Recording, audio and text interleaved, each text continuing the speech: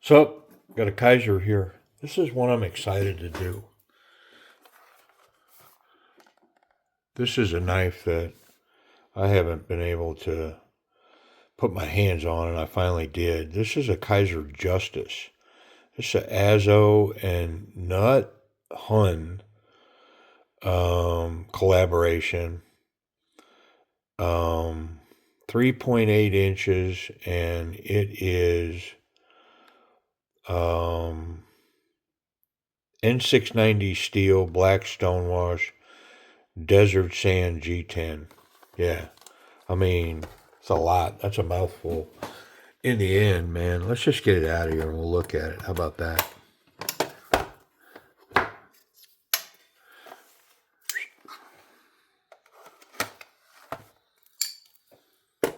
All right. Yeah, I mean, man, I've had my eye on this thing, and it's one of those I just was not willing to pay what they've been asking for it. And I'm excited about this one because of where I found it and what I paid for it. I was able to pick one up at a reasonable price. And so now I'm excited to check the knife out. I mean, this thing has held its pricing through all the sales and everything going on. You can't find it discounted. I'm guessing titanium? Surely not titanium scales. Man, let's get it out of there. Try the back flipper. There it is. Whew. Snappy. So I wanted a plain edge, but I couldn't find one. But I found this one with the serrated edge. Stonewash blade. What do we got? N690 steel. Kizer Justice. It's got this brown G10 on it. I know what you're thinking. You know what I'm thinking. That brown G10, that tan. It'll take a purple in a New York minute. Or teal. I don't know. Purple, I think. I mean, the action on this is really nice.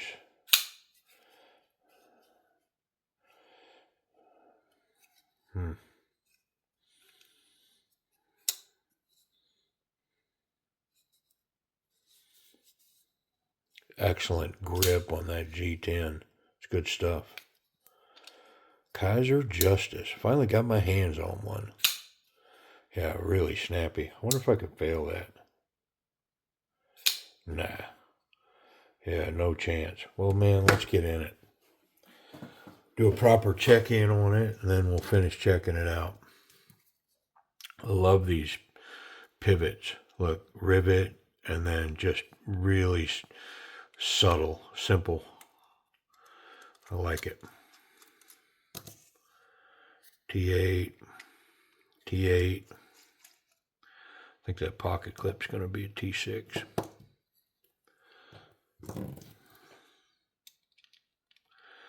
And I think I got to get the pocket clip. Deep carry, stamped clip. Pretty cool. I wonder, is that stamped or is that... Yeah, that's stamped steel. Bruce Spring steel.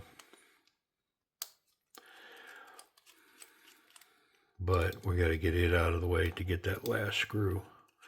And I just saw something that I didn't notice initially. But yeah, nice deep carry pocket clip. It's got a glass breaker on the butt. How about it? Nice little pokey one. What about this backspacer? Yeah, that's steel. Liners are steel. It's all steel. Just made to look not like steel. How about that? I'm not saying they're trying to fake anybody out, but it looks like titanium. Yeah, nice amount of skeletonization going on in there. Trying to keep the weight down.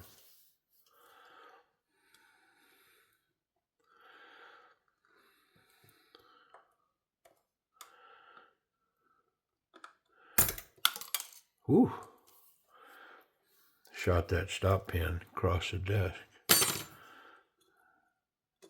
Yeah, so it's greasy.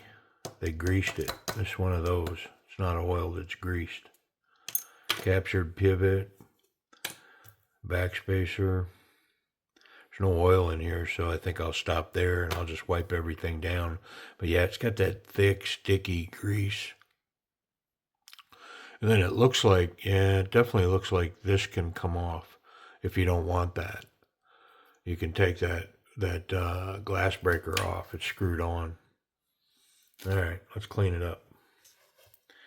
Clean up aisle 3. Yeah, I don't like that sticky grease, man. I'm not a fan. And I've said it at least 100 times. It's probably wonderful stuff, man. Like you put that on the bearings of something, and 100 years from now, it's still lubricated, right? So I'm not accusing the knife manufacturers of cheaping out, or you know what I mean. I'm not saying that at all. It's probably wonderful stuff. I don't like it.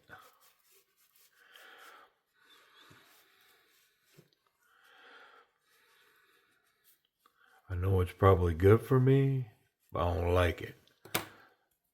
Wonder if anybody pick up on that. I'm trying to see if I remember what it's from. I don't think I've done a good reference in a while. Nah, I have, but nobody's gotten it. Yeah, I was just thinking about that the other day. I was like, nobody picked up on that.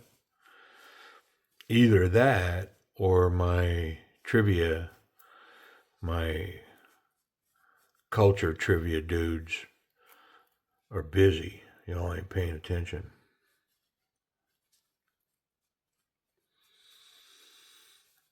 There we go. Yeah, nice amount of skeletonization. Both scales. What's this? Ugh, sticky.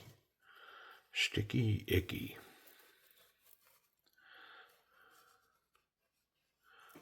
All right, punt. Might have come from the tape on my finger. This tape on my finger's got some really good glue on it. I don't have a wound under there. I'm trying to keep my finger stiff because I think I shattered this bone or did something in there. Horribly painful.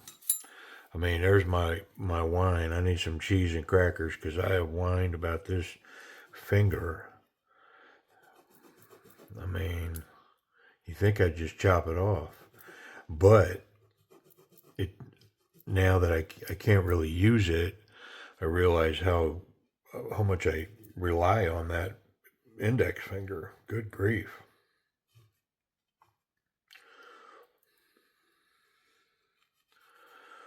Kind of puts it in perspective. I mean, what if you lost the use of your hand or your arm or something? I mean, it's what got me thinking.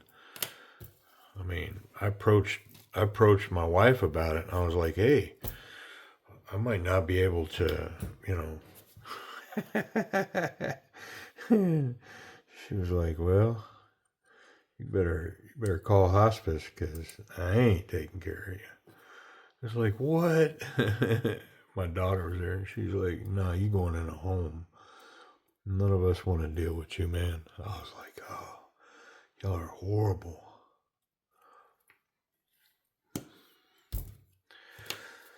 Yeah, I'll be on my own. All right. This is coming together quick. Easy stuff. Ooh, does that feel good? I think this knife may be born again hard. Mm-hmm.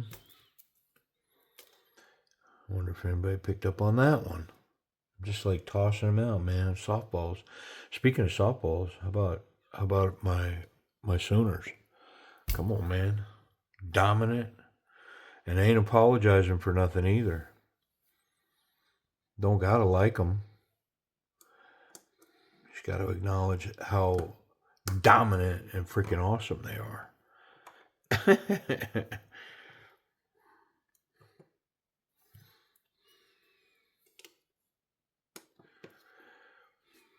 All right, I think we're there. Boy, I really like these pivot screws. The way that they've spun them. Very simple. I like the design of that. I'm going to put one screw in. I want to check this detent before I get too far in this reassembly. I didn't think that it had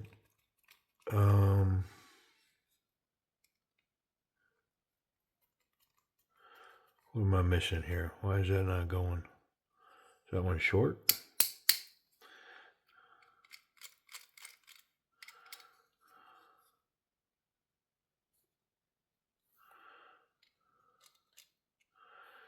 It's T8. Golly, if I had $1 for every time I've done that, sitting there spinning, going, oh, there's something wrong here. And it's the only thing wrong is I've got the wrong size bit in the screw. Let's see what we got here.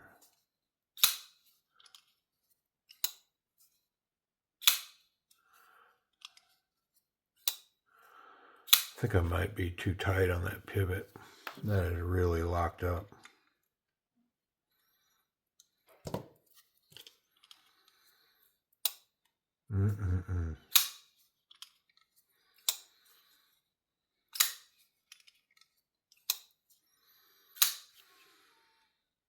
Yeah, create a little wiggle there.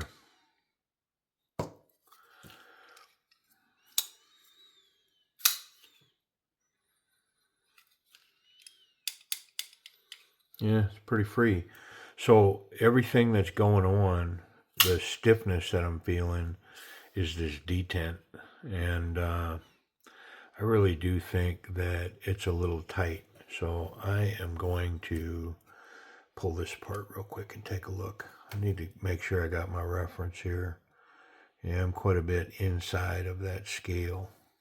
Okay. Let's take a look. Normally I'd cut away, save some time, but I mean, you can always grab a cracker or something. I mean, every now and then somebody's like, hey man, what were you doing there? So, okay.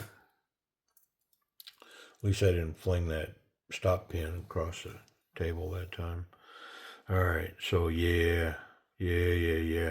So when this is at lockup, that bar is way over there, like so. So I can take just the tiniest tad of that out of that. Yeah, like so. Let's try that. It's not an exact science, man. Trial and error. Try a little bit, don't work, you try a little bit more, go back or whatever. It's a back and forth.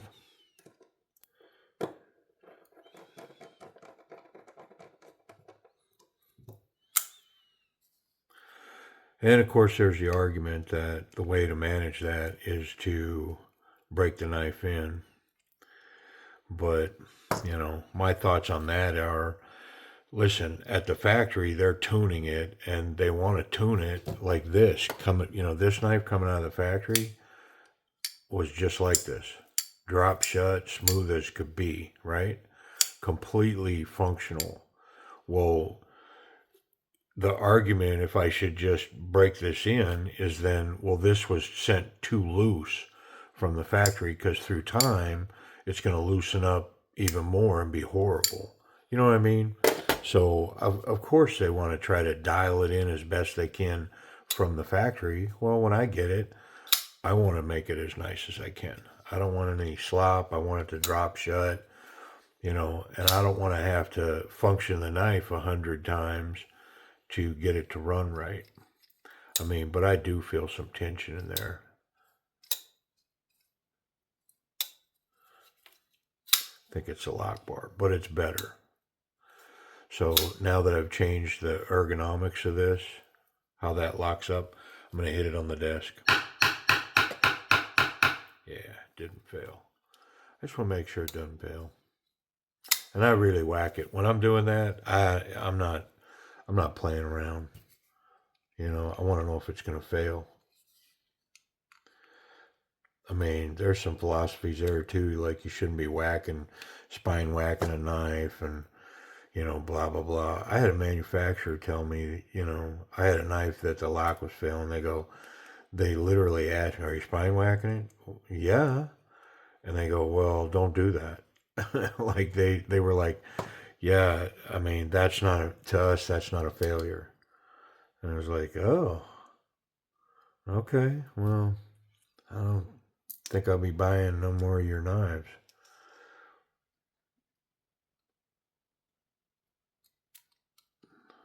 Um, yeah, I was pretty disappointed with that whole response that, you shouldn't be spine whacking it, and I get it. I mean, there's some philosophy that says, well, it's not meant to sustain a whack. It's meant to get sustained pressure, which makes the lock stronger, but the sudden impact can cause it to fail.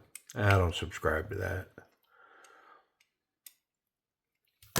You know, like the idea is if I slowly try to make this lock fail by, putting pressure, if I slowly go, it'll hold, but if I go quick, it'll fail. I yeah, I'm out. That's not working for me. Whether I whack it or I slowly apply pressure, if it fails, it fails. You know, I mean, and some will argue, well, you shouldn't be batoning your knife or whatever. But the concept to me is the last place I want to find out that the lock is compromised in any fashion. Like once that's engaged, it's compromised in any way. The last place I want to find out is when my fingers are in play, right? Like I don't, and it's like, well, if you whack it, no, if it can't hold up to this, it can't go into serious use for me. I just can't.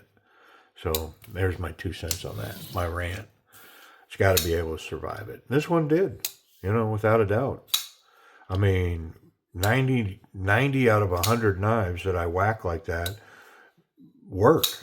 And so the argument, like, I got to accept the 5 that don't work as being, well, you shouldn't be doing that. No, sorry, man. 95% of the knives that I mess with can take a hit to the spine of the knife without the lock failing.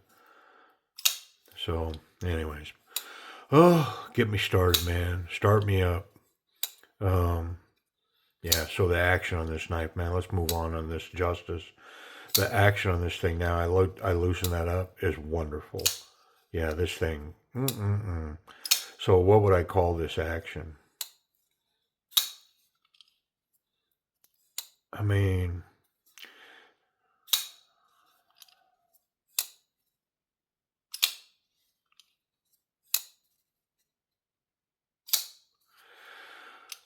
it's a A to an A minus. It's somewhere in there, but it's an A. It's not a B. It's above a B. It is better than average by a measurable amount. The flipper tab, the access to it, the access to this lock bar, this is lowered. It's not scalloped, but just how this is laid out, very easy to engage that lock. Drop shut, smooth as could be. Really nice spidey flick. Excellent thumb flick. Snappy as all get out. And this back flipper, the jimping on it, it's not sharp, but it's good stuff, and it's angled down so you can, you'd have to really try hard to fail that, like I did right there. Just the slightest amount of effort, and that thing's going to run. Really nice. Let's talk about ergonomics. So traditional knife shape handle here. The flipper tab turns into a finger guard. Very locked in here. Wonderful. This jimping here on the backspacer helps. but wonderful grip. Not so confident, confident, very confident. This thing just passes up confident, and it's up here. It's up here towards very confident. It's a wonderful grip on this knife. Reverse grip. Yeah, very locked in and planted. The thumb, even with the glass breaker, the thumb just caps this thing perfectly, and the leverage to come down with this knife, stunning. Can I Picot grip this? I can. Yeah, so this, even this, so if I'm coming down with this blade like this to stab and poke whatever, let's say I'm drilling a hole in a board or something, I want to come this way versus this way. This is, to me, it's compromising the lock, because I'm not only am I coming down, but I'm coming back, so it's putting pressure on the blade that way. So if I'm going to put pressure on the blade that way, I want to be coming down like this. And so I can grip like this. It's not the best, but I can get it. Yeah. Really nice. Let's check the pocket clip.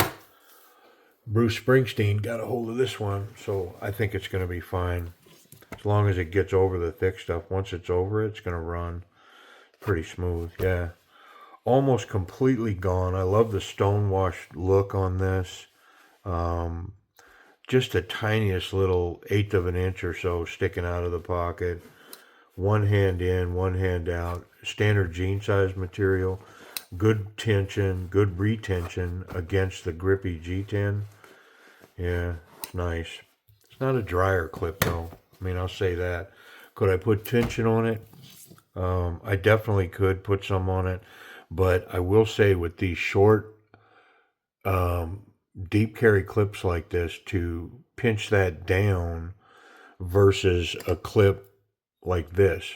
See the distance there? I can pinch this down and create quite a bit of tension on this clip by squeezing these two ends together down here, right? Well, on these clips, it's really short, and so squeezing that's a break point for a clip like this, to squeeze this. So I'm a little hesitant to mess with it. And there's plenty of tension here. It's going to hold in the pocket, except for maybe the most extreme circumstances. Yeah, so the clip's good. Let's check it for safety.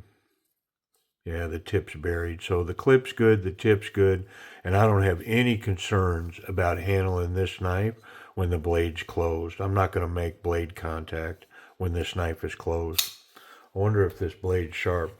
Boy, it sure looks sharp. Big, tall, flat grind.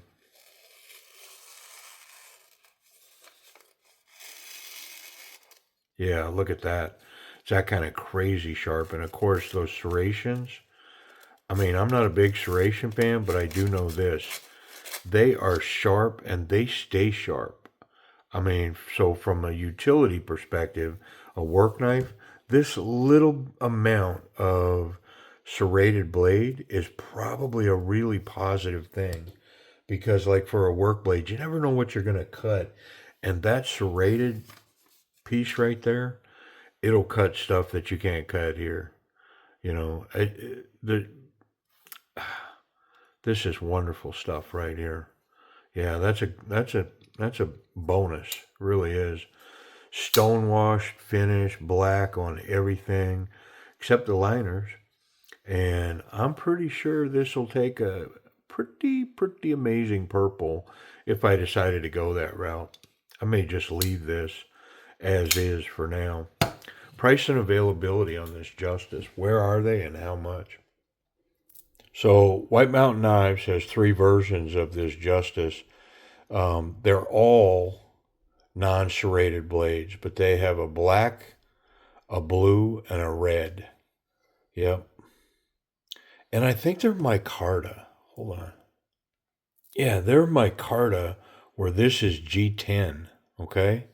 Well, those micarta ones are $66, down from 100 and something. Same M690 steel. With the discount code DM10, they can be had for $60 with the micarta and the N690. And N690 is legit. It's a good steel. So there you go. The Kizer Justice N690 This one's G10, but White Mountain Knives has 3 flavors of the micarta version for around $60. Appreciate you watching.